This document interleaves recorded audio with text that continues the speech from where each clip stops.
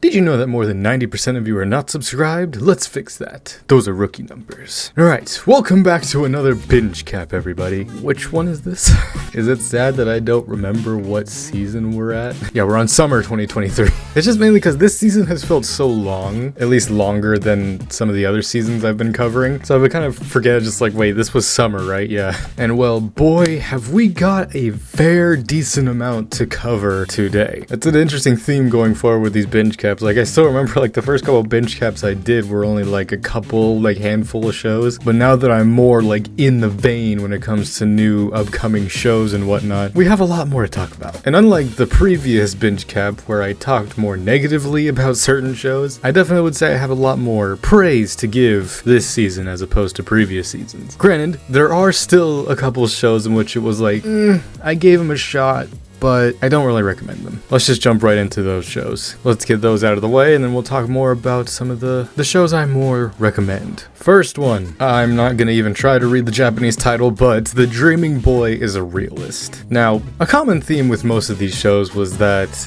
oh yeah, first episode, pretty decent. With this one, I watched the first episode, I was just like, okay, what is this? Because from what I gathered from the story, because I'm gonna be honest, after the first episode, I stopped really caring, but I still, kept up with it for the sake of this Binge Cap. It's pretty much about this guy who's obsessed with this one girl until eventually one day this girl, like, finally snaps and is just like, hey, leave me alone. And then he leaves her alone. And then all of a sudden this girl is just like, wait, but I didn't actually want you to leave me alone. Classic women moment. And then it's just that story for 12 episodes. The first episode was so fucking boring. Like, I was perfectly fine with it just being a story in which it's this guy who's obsessed with this girl and she's just like not giving it at all, but deep down inside she does want it, but she's kind of having fun with like the back and forth. I'm just gonna read the synopsis that Mal has on it. Wataru Sajo is infamous in his school for persistently seeking the attention of his crush, Aika Natsukawa. His usual day revolves around shadowing her and confessing his undying love at every turn. However, a moment of epiphany leads Wataru to relinquish his childish behavior and face the reality that she will never return his one-sided feelings. He distances himself from Aika and spends his newfound spare time with his friends and in the company of other lovely girls. As Wataru moves on, Aika starts approaching him in unusually suggestive ways, making him question whether giving up on his love was a right decision after all. It's sad that it got to the point where I would just not even hover over like the time bar, I would just click at random points through the episode and get the entire context of the story. Granted, the way this thing ends, there's an ending. It's a simple ending. They get together. I'm just gonna spoil it because who gives a shit? And yeah, I hope there's not more of this because this was fucking boring as hell. But I will still give it some points. The waifus in it are spicy,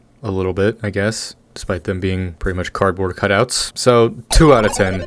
I don't recommend it. Next show, Liar Liar. And no, not the Jim Carrey movie. This was one I kind of had my eye on going into this new season. I'm pretty sure at AX they were showing like a premiere for this. And then the synopsis for it, at Academy Island, everything is settled through games, waged for a certain number of stars, with the strongest student being granted the ranking of 7 stars. Hiroto, a transfer student, unexpectedly beats the strongest empress and becomes the pseudo-strongest in the school.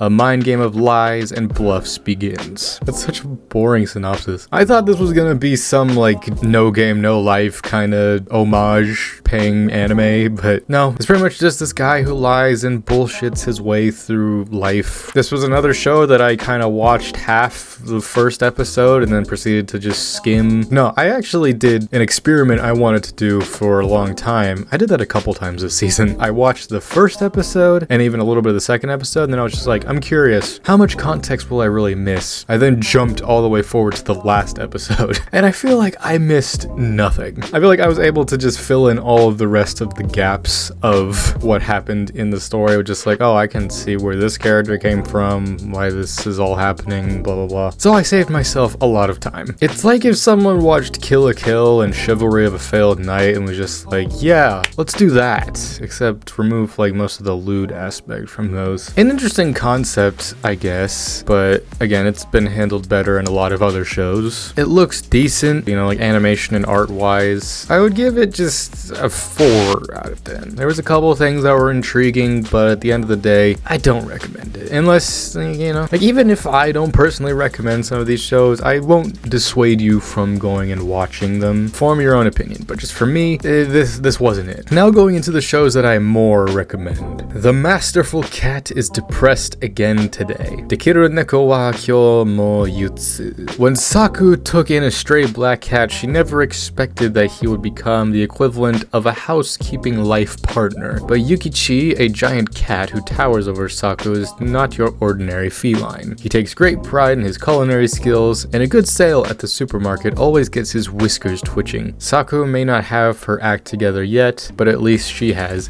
Yukichi. Yeah, pretty much this is just like a feel-good, just whatever kind of show. This girl who, you know, just average Japanese worker office lady who comes home every day and is pampered and treated well by this giant cat. It is kind of funny because it's like a flip on just she comes home and she acts like a bratty kid, like a pet almost, and then this cat is like the adult in the thing. So, you know, it's a nice flip on reality. I didn't watch too much of this just because it was just like, yeah, I get the gist of it. This was another one where it was like I watched the first episode and then jumping forward to the last like episode-ish. I was just, I feel like nothing's happened. To be fair, I can tell this is one of those shows where I think like each episode kind of acts on its own. I will say, this is animated and drawn beautifully by Studio Gohans, who have made another title this season, which I'll talk about in a bit. Because of these two shows, that studio has definitely got more on my radar. A funny thing is just like with this show and then the show I'll talk about later, the first episode looks the best. I already knew that would happen. Like going into both of those shows, I was just like, yeah, the first episode looks really fucking good, like stupidly good. I'm just like, how much you want to bet this is the best looking episode? I mean, the rest of the show still looks good, but you sort of just become numb probably, but nothing beats it. But for this show, I would say it's an easy like 5. It's like right in the middle. It's not bad. It didn't blow me away. It's kind of cute. I'm sure someone can find some enjoyment in it, but just for me, it's like smack right in the middle. All right, now we'll go more into these shows that I'm going to praise. First of all, probably one of the most infamous shows to come out this season and one of the most infamous manga and isekai ever put from pen to paper. That, of course, being Reborn as a Vending Machine, Now I Wander the Dungeon. And I'm gonna be honest, I haven't fully caught up with this yet, just because for me personally, isekai is not my cup of tea. But obviously, I wanted to watch this one because I've heard about it forever. I mean, I don't feel like I need to watch much more of it. From the first couple episodes I've watched of it, it's like I get the gist, you know, guy loves vending machines a lot, and then he gets killed by a vending machine in one life, and then is reborn as a vending machine in a fantasy world. You know, it's that time I got reincarnated as a slime, but vending machine. I don't know if I can fully like rank this because again, I haven't caught up to it. Honestly, I wouldn't be surprised if I just drop it. From what I watched, it's like it's kind of funny, you know, it's unique to say the least. I'm sure it will get better. Like the slider could go down or up. It doesn't give me much pause that the average score is a 6.59. I get that it's sort of like a gag on itself with the whole isekai genre, but alrighty. Next one, My Tiny Senpai. I was weirdly looking forward to this for some reason, like when I first started seeing the trailers for the summer season. I mean, I could sum this up very simply. Office antics, big tits. That's really it. It's like, it's just the Office version of the Ozaki-chan show. I don't know. It's kind of fun. I liked these secondary characters in this more than the main characters. I don't know. It's just kind of like a cute whatever show. Again, the girl has massive badonkers, so obviously that's gonna draw a certain audience. I mean, who am I kidding? It's what drew me in. My senpai from work is tiny and cute. Shinozaki is an office worker who is taken care of and coddled by his senior team member Shiori Katase, a gorgeous, profoundly kind, loving, and diminutive woman. Shinozaki certainly hopes that she's not doing it out of duty, but her joy of doing so increasingly exposes her feelings. I mean, every time I go on Crunchyroll and it's like a new episode of this, I'm like, oh, cool, sit down and watch it. I would say, again, maybe the last episode will somehow just be amazing, but I would say it's a simple 6 out of 10. I enjoyed it more than I didn't. Will I forget about it by the time it's finished? Yes. But it was notable enough for me to not just completely drop it and forget about it. I gotta say, with a lot of these shows, the reason why this binge cap has kind of been more delayed as opposed to previous ones is just because a lot of these shows like weren't airing consistently at the same time. That's why I like to save my binge caps for when I've like fully watched like most of the shows, or at least they're mostly complete. But a lot of these shows still have like a handful of episodes left. And of course, I was also being smart, I guess, and sort of just waiting for a lot of these shows to be further along so I could binge a lot more of it. And that sort of got me backed up on stuff, like, because, you know, I was also trying to record more videos, working on stuff, and then, you know, I was just like, fuck, I gotta like watch these shows. It's whatever. We're still here now. Next one. The girl I like forgot her glasses. This is definitely, I'd say, one of the most iconic of this season, I would say. I just watched the last episode today, as recording this, last episode of this first season, and I'm not gonna read the plot thing on here because it's pretty much just about these two middle school kids. This main dude has a crush on this girl named Mie, and they eventually are drawn together because this girl tends to forget her glasses a lot. And it's funny because she has horrible eyesight, and so it leads to her having to rely on our main guy a lot, and it's just the antics that they get up to, and this girl continuously forgetting her glasses, and the romance that sparks between the two of them. This was the other show I was talking about that's animated by Studio Gohands, and I gotta say, the first episode was fucking beautiful, man. I mean, not even just the first episode, like overall, I'd say consistently throughout this whole show, it was pretty beautiful. I've seen some people that are just like, oh, it looks so just ugly. I mean, I get that. I don't know. It's kind of a different art style and different look than what we're used to. Like, it's a lot of like low angles and kind of like fish eye lens looking stuff, and definitely a decent amount of CG, but I don't know, it like caught me so off guard that I was like, I like it. I like the way it looks. And then like when I look at the manga stuff of it, I'm just like, the manga looks horrible. If anything, this makes it look so much better. I do want to jump into the manga. I mean, obviously through watching this show, like I've gotten recommended some manga stuff from it, so I've been spoiled on some things, or I might not, because I don't know if it's finished or not, and if it's not, then I probably won't, because I don't want to get into another romance manga that's not finished yet. This was a pretty fun show. I hope there's more. I imagine there will be more. I liked the characters. The voice actor of Mie I always loved, because she always had like, she had a good inflection. She was like an animal almost, just also she'd be like, oh, eh,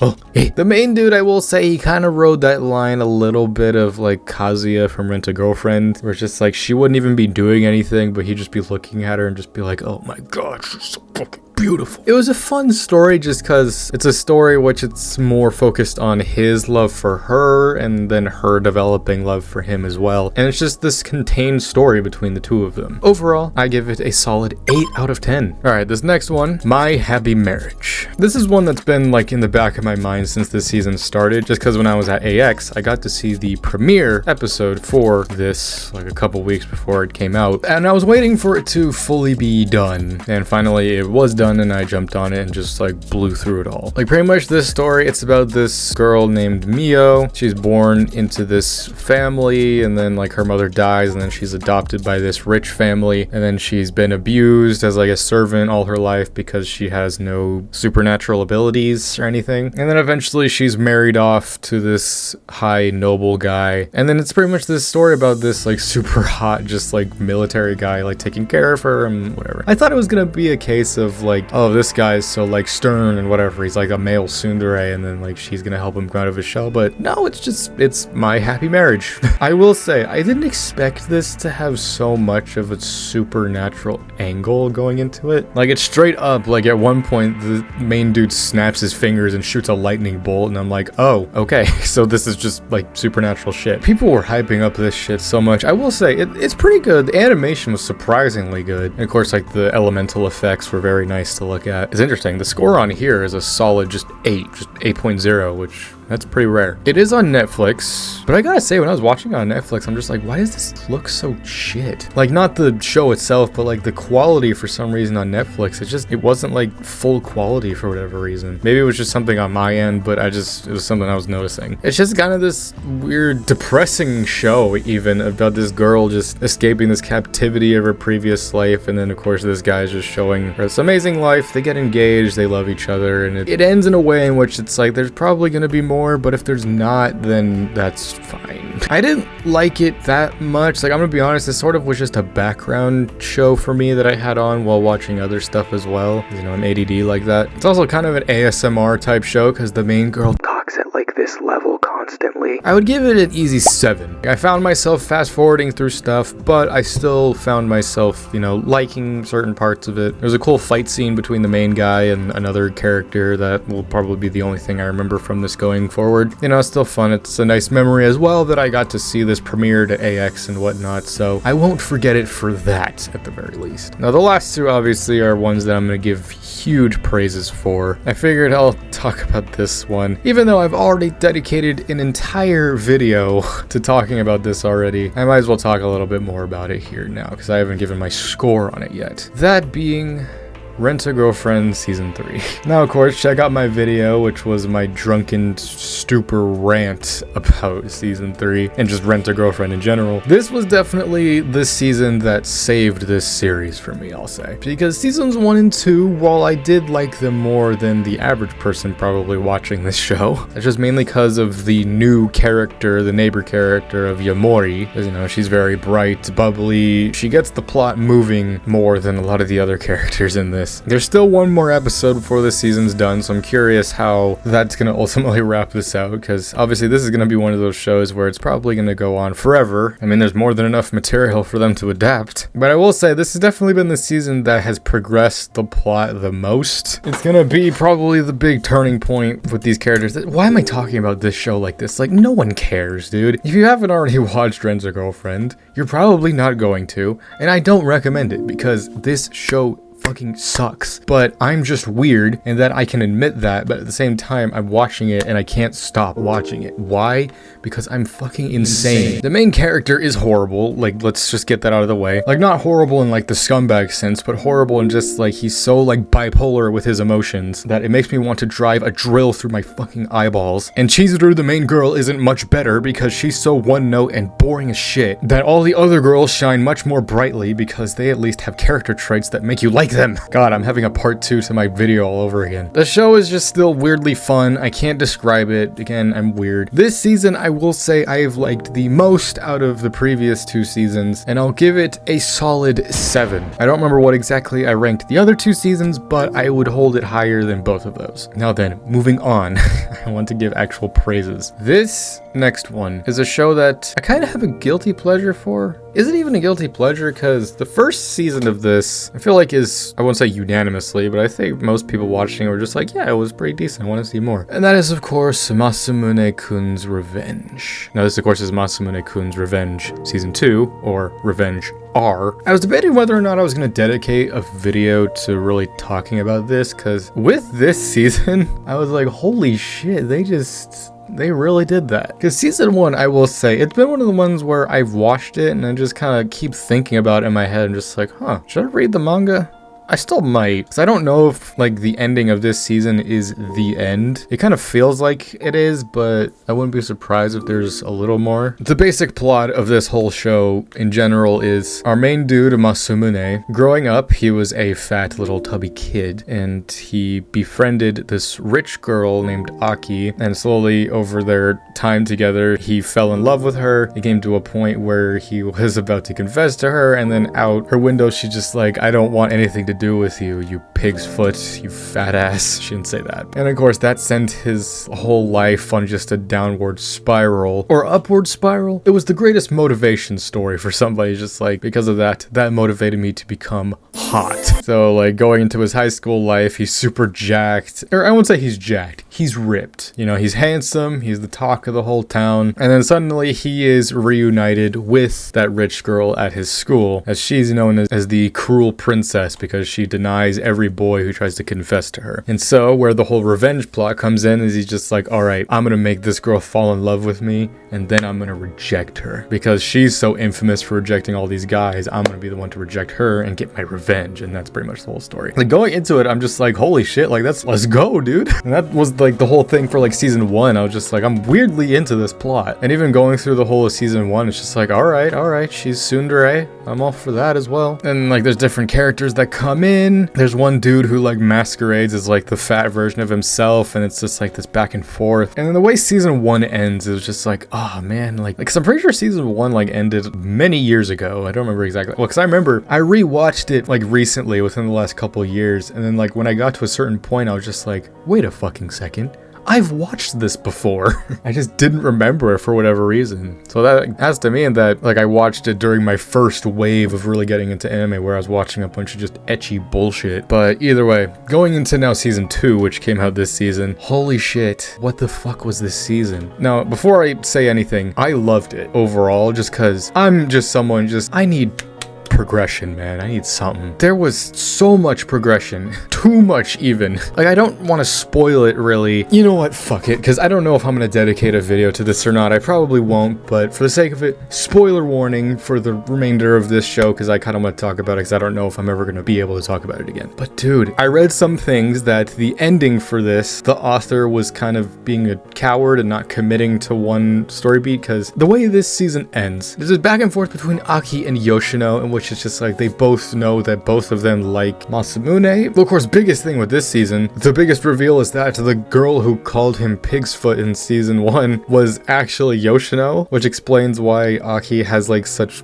weird things when it comes to their memories of that event. And then the big like moment when he reveals to Aki that's just like, I'm the fat kid that you remember, like I'm the Masamune because you have terrible memory for some reason. And then the two of them are together for a good chunk of the season. But then going into the end, it's like it's a lot of weird things, because like she eventually discovers that he had this whole revenge plot, but then like things change, and then Yoshino explains everything to her. The weirdest thing was just like the plot mainly revolved around Yoshino and Aki going into the last bit, which I do kind of like, because pretty much the whole series up to this point revolved around Masamune. But then once the revenge plot pretty much just goes out the window, it's weird, because it's then a thing of just like once they get together, like Masamune's character like pretty much flips, where he just becomes just this like boyfriend character. But like eventually like Aki breaks up with him. She tells Yoshino to be like, yes, go confess to him, and then she does, and then they kiss, and then the last episode happens, and then they're just like, no, sorry, I still like Aki. And then he goes to Aki, they talk, they have like their scene, which was like in season 1, they kiss, they're together. It's like, bro, what the fuck? I didn't care either way, really. If either one of them were the one that ended up with him, I would have been happy. But also, weird thing, Aki cuts her hair in the last episode as well. I don't know why that's been a theme this season of the main girls cutting their hair. This season, dude, like it was such a roller coaster. Also, like the art style changed. Like their faces, weird. I don't know, I can't really describe it, but it's obviously different. I mean, even Aki's hair changes from blue to black. Overall, I do recommend this series, and I would give this season a solid 8, just because holy shit, so much happened. And if there's not gonna be any more, that's probably fine. I mean, because it wouldn't be Masamune's revenge anymore, because there's no revenge. If there's more in the manga, I'm sure I'll read it eventually. I might dedicate a video to it, and I still loved it overall. Going into the last 2 shows I will talk about. First one being the one I was looking the most forward to probably this whole season, Horimiya, The Missing Pieces. Now, of course, I was deceived going into this and hearing about it. I was just like, yes, season 2. But then I did more research and just like, oh no, it's certain scenes that were left out in the anime from the manga. And I was like, you know what, sure, I'm fine with that. That means more Horimiya, and yes, I want that. Because if you haven't already, I made a whole video in which I reviewed Horimiya. Horimiya is still definitely one of my top romance anime of all time, and definitely at the very least in my top 20 of just anime period. And going into this Missing Pieces show, it was very fun getting to see these little bits and pieces in the story that were left out from the manga. And there was sort of a season 2 like going into the very end. I mean, the last episode was fucking awesome, just because it was sort of season 2-ish in that way, which was the last scene of that. Because the last scene of the main anime is Miyamura just thinking about Hori and just that whole thing, just like, if my life was any different, I wouldn't be here. In the Missing Pieces, they have that scene again, but it's from Hori's perspective, and I just really liked that. And then they go past that scene, which I was just like, yes, there's more. And then Hori cuts her hair, and it's just like, wow. I still haven't looked into the manga. I need to. For the most part, I don't feel like there needs to be more, because like throughout the main chunk of the story, like you could see where the story would go after a certain point. I mean, despite this season just being, I guess you could say, quote unquote, filler because it was taking the filler that was left out in the anime and making it into a whole other season, but there were certain character stuff in here that was happening which I was just like, I feel like this was very important. There was a whole episode dedicated, well, it wasn't a whole episode, it was like half an episode dedicated to how Hori's parents met. There were some great scenes between Hori and Miyamura that I feel like could have definitely been in the main anime. I talked about it in my review, which is this show had so many amazing characters that no matter what, if there was an episode dedicated to a certain character that even if they're not like my favorite in the whole hierarchy, I still would love it. And this show just fleshed out everything more and more, and oh my god, I love it so much. I wouldn't rate it as high as the main series, but I still feel like it's very integral. Like you can't really slot these, I'm sure someone can like figure out a way to like slot these episodes in between the main show and just make it like this big like 20 plus episode show with all of these included. Overall, I would still give it a solid 9 out of 10 just because it was just so fun. That last episode just left me in bits because I'm pretty sure we're never going to see more of this because I don't think there is anything more in the manga. It still just reminded me that this is one of my favorite series ever and I will never forget it. The last show that we will cover for this season, probably the biggest show aside from Jujutsu Kaisen Season 2, which I haven't watched yet. I'm waiting till that's completely done and I will probably dedicate a whole video to that. We shall see. But of course, the other biggest show that came out this season that still isn't done airing because the schedule for this has been horrendous, that being Zom 100 Bucket List of the Dead. I mean, I tried to wait until this was done, but as we got closer and closer to the end of the season, I was just like, I should probably start watching this because my binge cap's coming up. I've watched all 9 episodes up to this point because for some reason, like, there's been a couple weeks in which they've been delaying this. Now, if I were to recommend any new show that has come out this season, it would absolutely be this. I mean, let's be fair. If you're not already watching this or reading it or whatever, then like you've heard of this by now. Best way I can describe Zom 100. It's like if you took My Hero Academia, High School of the Dead, and like Gurren Lagann and like smashed them all into one. The basic plot of this story, we follow this dude who's named Akira, and in his day-to-day life, you know, he graduates university, he gets this job, and he's just like, yes, I'm so excited to work at this job. And then you jump forward 3 years, and he's just like, why the fuck did I take this job? It's of course just that meta commentary on the Japanese workplace environment. You work till you're dead, and then once you're dead, resurrect yourself and keep working. And then like he's just casually going through his life, and then all of a sudden the zombie apocalypse happens. And of course any normal person would be like, oh no, the world's over. But Akira, our boy, is just like, yes, I don't have to go to work anymore. The first episode of this, if you don't even want to watch the whole series, just watch the first episode, please, because it was such a treat to watch. It was so funny. It was so beautiful as well. It helped me remember just like, oh yeah, like the zombie apocalypse genre. It's like you don't see much of it in anime, obviously, other than High School of the Dead. And I think that's why. It's just because they don't want to be like compared to High School of the Dead. Obviously, it's not completely done yet, and I'm sure there's going to be more than one season. It's very kind of funny as well, especially like those first couple episodes talking about just like, you know, the Japanese workplace. And I saw many comments are just like the animators of this show are hoping for a zombie apocalypse. But it's just funny just looking at the story through the character of Akira, because like the zombie apocalypse just doesn't mean anything to him anymore. He's just so happy that he just doesn't have to go to work anymore. He's just out there living his life. And then the whole bucket list part of it is just like he has this journal which is 100 things to do before turning into a zombie. I mean, there's 2 things to that because he doesn't even have 100 things. He has to 1, come up with 100 things, and then 2, do those 100 things. I'm curious with the manga. This seems like something that's probably still going. I mean, this also seems like one of those shows that could just theoretically never end. It's like, what do? Like, you cure the world? Then what happens? He goes back to work. One of the biggest praises for this show is just one, animation art style is fucking gorgeous. It's just mainly because it's not too gory. I mean, obviously there's gore because like it's zombies, but it's not like blood. For some reason, like the blood is like paint. I mean, it's a unique look, I'll say. Like, it makes so much of the colors just pop. Like, you're just looking at a moving painting. And there's like an interesting thing, it's like the zombies in this. It's like it's different commentary and different zombie shows are just like, in some shows the zombies move really slow. Like in other stuff, like the zombies move really fast. But like in this, it's like some zombies move fast, so it's like very inconsistent. And then of course we get introduced to to the character's best friend, Kenichiro, who is just, he's so funny, dude. He dyes his hair blonde, and that's where the My Hero comparison comes in, because it's literally like Deku and All Might at home. At the very least, if you're not gonna watch the whole series, just watch the first episode. It's just so good. I look forward to seeing how this first season will end. And overall, for right now, I'll give it a solid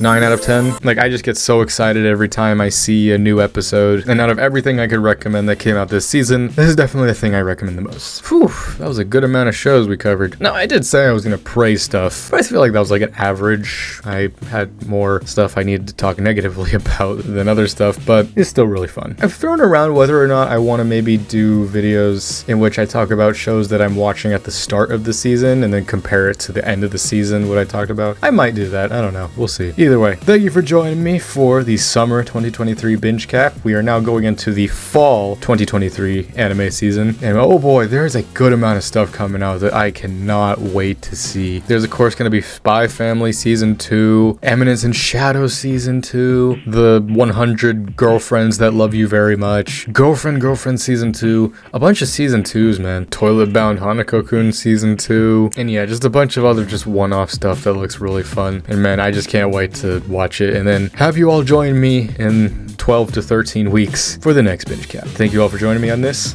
I'm Lancer. Thanks for watching.